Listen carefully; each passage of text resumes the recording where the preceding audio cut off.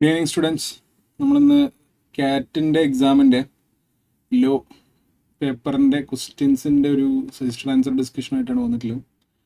ഇത്തവണ എക്സാം എഴുതിയപ്പോൾ കുറച്ച് കുട്ടികൾക്കൊക്കെ ലോ കുറച്ച് ബുദ്ധിമുട്ടായിരുന്നു എന്നൊക്കെ അറിയാൻ സാധിച്ചു. സന്തോഷിക്കുന്നൊന്നുമില്ല ഇതിൽ. കഴിഞ്ഞ തവണ എനിക്ക് തോന്നുന്നു ഈ ഒരു ഇഷ്യൂ ടാക്സിൽ പറഞ്ഞിട്ടുണ്ടായിരുന്നു.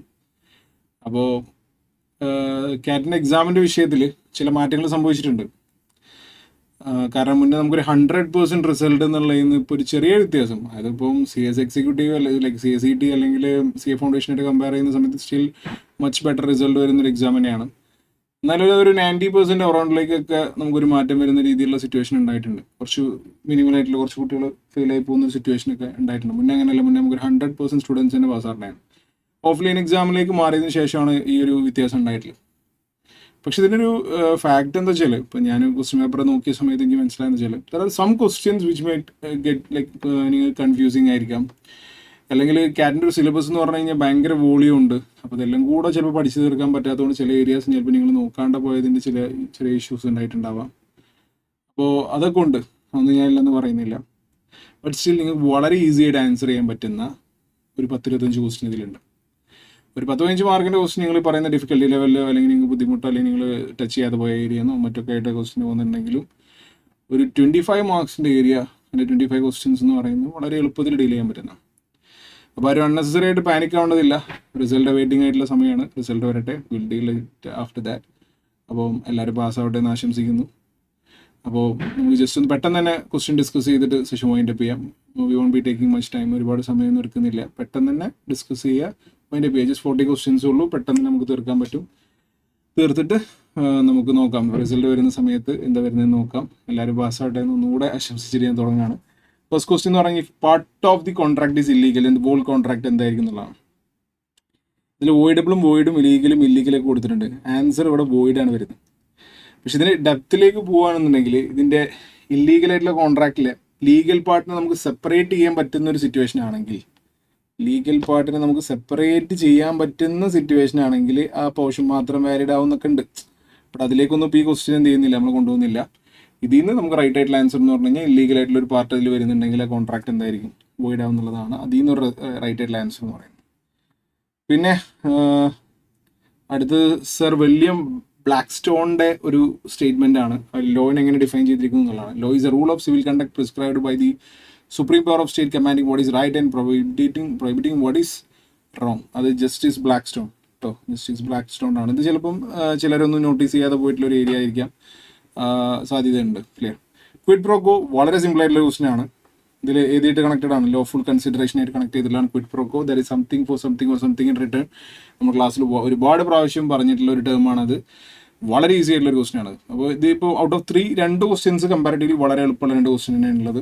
പിന്നെ അടുത്തത് when goods are displayed in a shop window with price tags attached to them, offer comes from the home. ഈ ഡിസ്പ്ലേ ചെയ്യുന്ന അല്ലെങ്കിൽ പ്രൈസ് ടാഗ് അറ്റാച്ച് ചെയ്തിട്ടുള്ള ഷോപ്പ് വിൻഡോയിൽ വെച്ചിട്ടുള്ള ഗുഡ്സ് എന്ന് പറയുന്നത് ശരിക്കും ഇൻവിറ്റേഷൻ്റെ ഓഫറാണ്. അപ്പോൾ ഇൻവിറ്റേഷൻ്റെ ഓഫർ വരുന്ന ആരുടെ സൈഡിൽ നിന്നാണ്?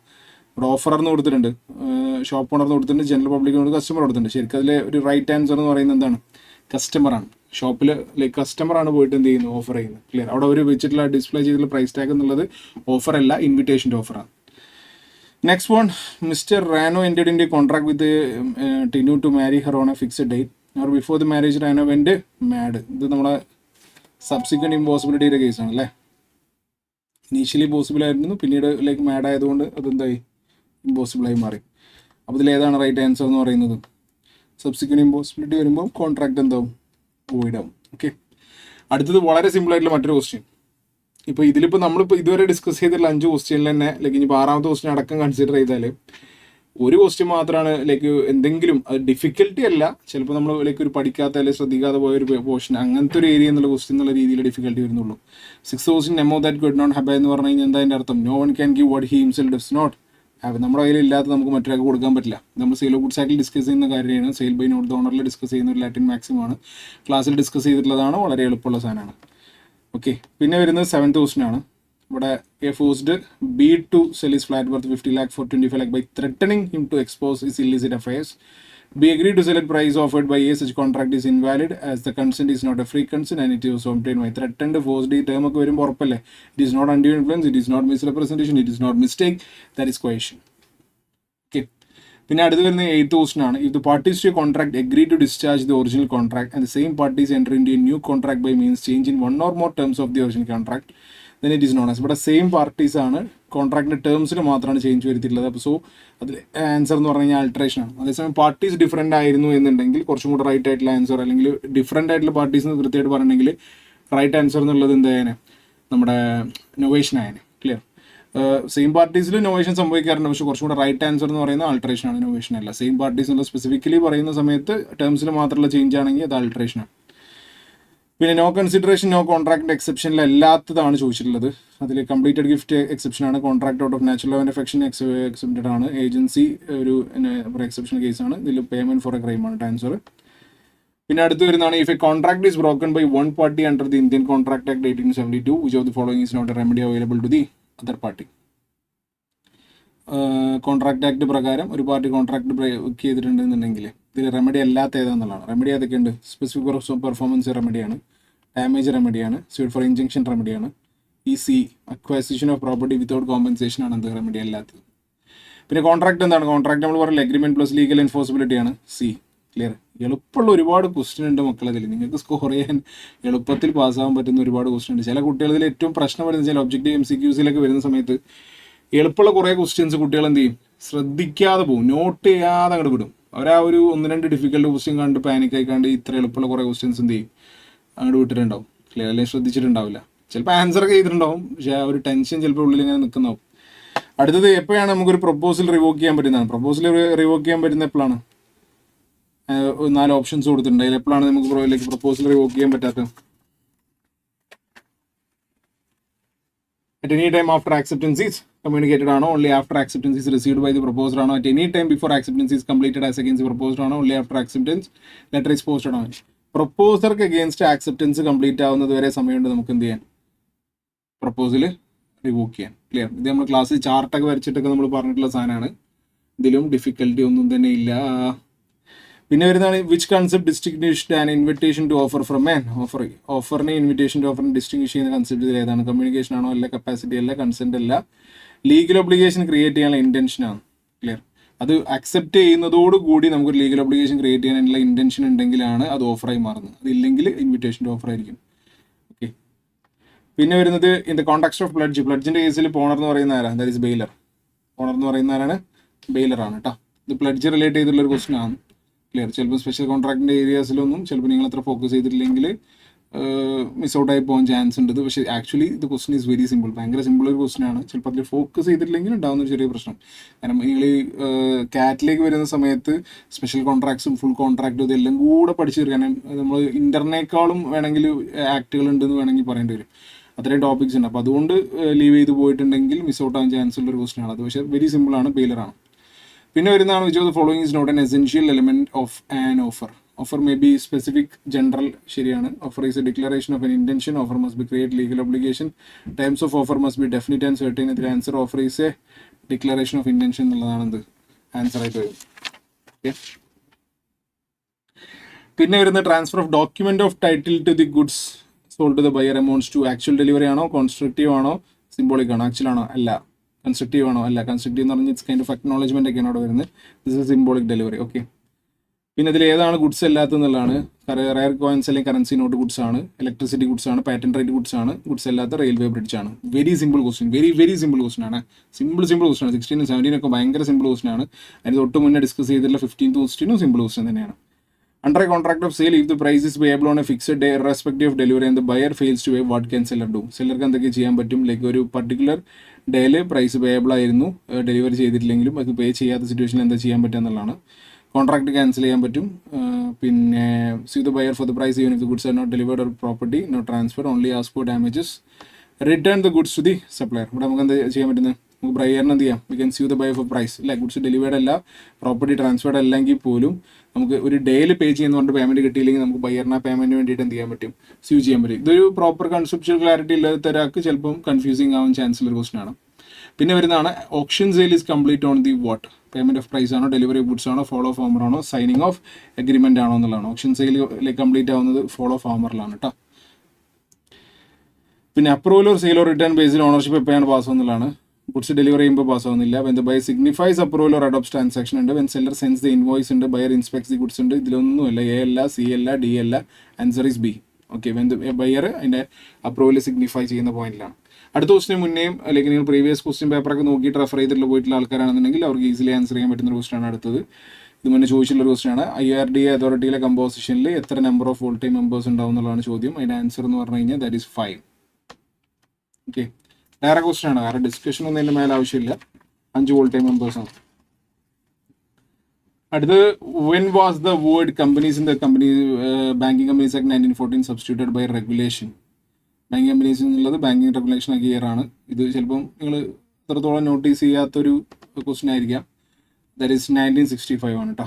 What is the minimum paid equity required for an insurer carrying on life insurance or general insurance business. Minimum paid equity required for an insurer carrying on life insurance or general insurance business എത്രയാണെന്നുള്ളതാണ്. 50 crores, 100 crores, 200 crores, 500 crores എന്ന് കൊടുത്തിട്ടുണ്ട്. ഇതും മുൻ എക്സാമിന് ചോദിച്ചുള്ള ഒരു question ആണ്. Previous question papers refer ചെയ്ത ആൾക്കാർക്ക്, അത് നമ്മൾ ഇതിനൊക്കെ ഡിസ്കഷൻ്റെ വീഡിയോസ് ഒക്കെ ഓൾറെഡി യൂട്യൂബിൽ ഇട്ടുണ്ട്, അതൊക്കെ റെഫർ ചെയ്ത് പ്രാവശ്യങ്ങളിൽ വാച്ച് ചെയ്ത ആൾക്കാർക്ക് ആൻസർ ചെയ്യാൻ പറ്റുന്ന ക്വസ്റ്റൻ ആണ്. That is 100 crores.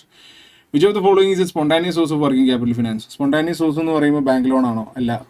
Issue shares ആണോ? അല്ല. പബ്ലിക് ഡെപ്പോസിറ്റ് ആണോ? അല്ല. ട്രേഡ് ക്രെഡിറ്റേഴ്സ് ആണ് കേട്ടോ. സ്പോണ്ടാനിയസ് സോഴ്സ് ഏതൊക്കെയാണെന്നുള്ള മെറ്റീരിയൽ കൊടുത്തിട്ടുണ്ട്. അതിൽ ട്രേഡ് ക്രെഡിറ്റേഴ്സ് മാത്രമേ ഇതിൽ വരുന്നുള്ളൂ. ഓക്കെ, പിന്നെ വരുന്നതാണ് how many month is a cheque general validity. ചെക്കിന്റെ ജനറൽ വാലിഡിറ്റി എത്ര മന്ത്സ് ഉണ്ടാവും എന്നുള്ള ചോദ്യമുണ്ട്. 1 month, 3 months, 6 months, 12 months ഇങ്ങനെ കൊടുത്തിട്ടുണ്ട്. അല്ലെങ്കിൽ ജനറൽ വാലിഡിറ്റി എന്ന് പറഞ്ഞു കഴിഞ്ഞാൽ ദാറ്റ് ഈസ് 3 months ആണ് കേട്ടോ.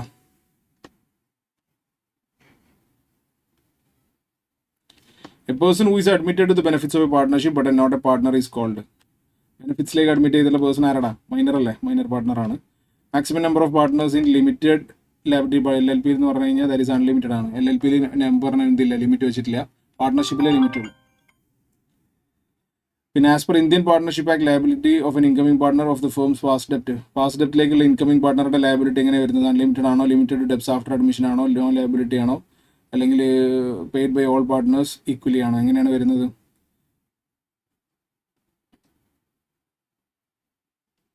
Liability like limited to debts after admission എന്ന് പറയേണ്ടി വരും അല്ലേ? കാരണം എന്താ വെച്ചാൽ അവരെ അഡ്മിറ്റ് ആയതിനു ശേഷമുള്ളതിലേക്ക് അവരെന്താണ്?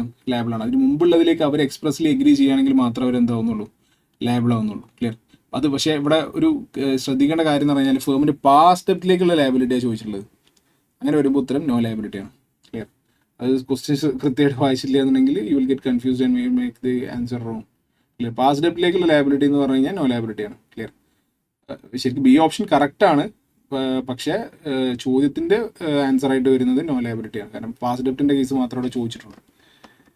പിന്നെ 29th വരുന്ന സമയത്ത് 35 ഫീമെയിൽ വർക്കേഴ്സ് ഉണ്ട്. അപ്പോൾ ക്രഷ് ഫെസിലിറ്റി ക്ലിയർ വേണോ വേണ്ടെന്നുള്ളൊരു കേസിലൊരു ക്വസ്റ്റൻ അവിടെ വന്നിട്ടുണ്ട്. Government factory in Delhi has 35 female factories ആക്ടിന് ബേസ് ചെയ്തുള്ള ക്വസ്റ്റനാണ്. കാരണം 30 കൂടുതൽ ഫീമെയിൽ വർക്കേഴ്സ് ഉണ്ടെങ്കിൽ തന്നെ ക്രഷ് ഫെസിലിറ്റി വേണമെന്നുണ്ട്. Central labour law code on വേജസിലേക്ക് എത്ര ആക്ടുകളാണ് സബ്സ്യൂം ചെയ്തിട്ടുള്ളത് കൊടുത്തിട്ടുണ്ട്? 2, 3, 4, 5. 4 അല്ലേ? ഏതൊക്കെയാണ് 4? Payment of wages, minimum wages, പിന്നെ ബോണസ്, പിന്നെ അതുപോലെ ഈക്വൽ റെമ്യൂണറേഷൻ. ഇങ്ങനെ 4 ഇതാണ് എന്ത് ചെയ്തിട്ടുള്ളത്? കോഡ് ഓൺ വേജസ് ആക്കി മാറ്റിയിട്ടുള്ളത്. കോസ്റ്റ് ഓഫ് ലിവിംഗ് അലവൻസ് എന്തിനെ ബേസ് ചെയ്തിട്ടുള്ളതാണ്? It is based on amount adjust in line with the change in cost of living index ആണ് കേട്ടോ. ഡി ആണ് ആൻസർ. പിന്നെ കോഡ് ഓൺ വേജസ് 2019 വരും. What is requirement regarding women members on the advisory board? Like 1/3 women ആണെന്നുള്ളതാണ് കേട്ടോ answer. Code on വേജസിൻ്റെ advisory ബോർഡിൽ 1/3 women ആണെന്നുള്ള നിർബന്ധമാണുള്ളത്. ചിലപ്പം ചിലർ നോട്ടീസ് ചെയ്തിട്ടുണ്ടാവില്ല, അത്ര ശ്രദ്ധിക്കാത്തൊരു ഏരിയ ആണത്. ESI a person has to file an appeal to the High Court within how many days from an order of the ESI court നമ്മൾ പിന്നീട് ലൈക്ക് അപ്പീൽ പോകണമെങ്കിൽ എത്ര ഡേയ്സിനുള്ളിലാണ് പോകേണ്ടത് എന്നുള്ളതാണ്. Answer is 60 days. ഓക്കെ, പിന്നെ maximum wage limit for contribution under EPF എത്രയാണ്? Maximum wage limit എന്ന് പറയുന്നത് 15,000 ആണ് കേട്ടോ. 15,000 ആണ് EPFൻ്റെ കേസിൽ വരുന്നത്. ഗ്രാറ്റുവിറ്റി ഫോമിൻ്റെ നമ്പേഴ്സ് നമ്മൾ പഠിക്കണമെന്ന് പറഞ്ഞു കഴിഞ്ഞാൽ നോമിനേഷൻ കൊടുക്കുന്ന ഫോം എന്ന് പറഞ്ഞു കഴിഞ്ഞാൽ ഫോം H ആണ് കേട്ടോ. ഫോം നമ്പേഴ്സ് നമ്മൾ പഠിക്കണമെന്ന് ക്ലാസ്സിൽ പറഞ്ഞിട്ടുണ്ടായിരുന്നു. കോംപ്ലിക്കേറ്റഡ് അല്ല, പഠിച്ചവർക്ക് ചെയ്താൽ അല്ലാത്തവർക്ക് കിട്ടില്ല. അങ്ങനത്തെ ഒരു ക്വസ്റ്റനാണത്. 36 വരുന്ന സമയത്ത് അവരുടെ ലീഗൽ പവേഴ്സിൻ്റെ പുറത്തേക്ക് കാര്യങ്ങൾ ചെയ്യുന്ന എന്താണ്? അൾട്രാ വൈറസ് അല്ലേ? ബിയോണ്ട് ദെയർ പവർ എന്ന് പറയുന്ന അൾട്രാ വൈറസ് ആണ്. Simple question. പിന്നെ താഴെ പറയുന്നതിൽ EPF കവേർഡ് അല്ലാത്ത ഏതാണ്? ഓൾ ഫാക്ടറീസ് ആണോ, ടി ഫാക്ടറി നാസാമാണോ, shop and establish tea factory നാസാണ്. ടി ഫാക്ടറി നാസം സ്പെസിഫിക്കലി എക്സ്ക്ലൂഡർ ആണ്. ക്ലിയർ? ആപ്ലിക്കബിലിറ്റി ചെയ്യുന്നത്. പിന്നെ വരുന്നതാണ് according to the companies act 2013 what action should be taken if the required quorum is not present. Required quorum within half an hour present അല്ലെങ്കിൽ എന്ത് ചെയ്യുക, അടുത്ത ആഴ്ച സെയിം ഡേ സെയിം ടൈമിലേക്ക് നമ്മൾ എന്ത് ചെയ്യും, മാറ്റി വെക്കും. ആൻസർ ബി ആണ് കേട്ടോ. What does moral management require from managers? Strictly following company policies ആണ്, ethical behaviour and sensitivity stakeholders ആണ്, ഇഗ്നോറിംഗ് അൺഎത്തിക്കൽ പ്രാക്ടീസ് ആണ്, പ്രയോറിറ്റിംഗ്. ഇതൊക്കെ ഒരു ലോജിക്കൽ ഒരാൾക്ക് എഴുതാൻ പറ്റുന്ന എത്തിക്സ് എന്നുള്ളൊരു ക്വസ്റ്റൻ ആണ്. സിമ്പിളായിട്ട് ലോജിക്കലി ആൻസർ ചെയ്യാൻ പറ്റും. ബി ആണ് ആൻസർ കേട്ടോ. B ethical behaviour and sensitivity to stakeholders. Clear. Moral management managers require ചെയ്യുന്നതാണ്. Following is one of the 7 commonly recognised principle of business. 7 business എത്തിക്സിൽ വരാത്ത ഏതാണെന്നുള്ളത് ബി ട്രസ്റ്റ്ഫുൾ ബിസിനസ് എത്തിക്സിൻ്റെ ഭാഗമാണ്. പിന്നെ അതുപോലെ തന്നെ മീറ്റ് ഒബ്ലിഗേഷൻ ഉള്ളതാണ്. മാക്സിമൈസ് പ്രോഫിറ്റ് എനി കോസ്റ്റ് അല്ല. മെയിൻറ്റെയിൻ അക്കൗണ്ടിങ് കൺട്രോൾ ഉള്ളതാണ്. Answer is C. Any cost, എന്ത് വില കൊടുത്തും പ്രോഫിറ്റ് ഉണ്ടാക്കുക എന്നുള്ളതല്ല ഒരിക്കലും ബിസിനസ് എത്തിക്സിൻ്റെ ഭാഗമായിട്ട് വരുന്ന കാര്യം. ഈ 2 ക്വസ്റ്റ്യൻ നിങ്ങൾ ഈവൻ എത്തിക്സിൻ്റെ പോർഷൻ നോക്കിയിട്ടില്ലെങ്കിൽ പോലും നിങ്ങൾക്ക് ആൻസർ ചെയ്യാൻ പറ്റും എന്ന രീതിയിലുള്ള ലോജിക്കൽ സാധനം തന്നെയാണ്. സോ ഇങ്ങനെയാണ് 40 ക്വസ്റ്റ്യൻസ് വന്നിട്ടുള്ളത്. നമ്മൾ വളരെ ചുരുങ്ങിയ സ്പാൻ ഓഫ് ടൈമിൻ്റെ ഉള്ളിൽ ഡിസ്കസ് ചെയ്യുന്നതാണ്. ഇനി നിങ്ങൾ ഇതിൻ്റെ മേലെ ഒരുപാട് ടൈം ഇൻവെസ്റ്റ് ചെയ്യുന്നതിൽ അർത്ഥമൊന്നുമില്ല. നിങ്ങൾക്ക് ആർക്കെങ്കിലും ക്വസ്റ്റ്യൻസിൻ്റെ ആൻസേഴ്സ് ഒക്കെ അറിയാൻ താല്പര്യം ഉണ്ടെങ്കിൽ കണ്ടോട്ടെ എന്ന് വിചാരിച്ചിട്ട് ഒരു സെഷൻ നമ്മൾ ചെയ്തതാണ്. അപ്പം ഇനി ഇതിലെന്തെങ്കിലും ഫർദർ ഡൗട്ട്സോ കാര്യങ്ങളോ ഉണ്ടെന്നുണ്ടെങ്കിൽ നിങ്ങൾ ചോദിക്കാവുന്നതാണ്. Okay, so let's wind up. Let's hope for the best. എല്ലാവരും പാസ്സാവട്ടെ, നല്ല റിസൾട്ട് വരട്ടെ എന്ന് പ്രാർത്ഥിക്കാം. Okay, thank U.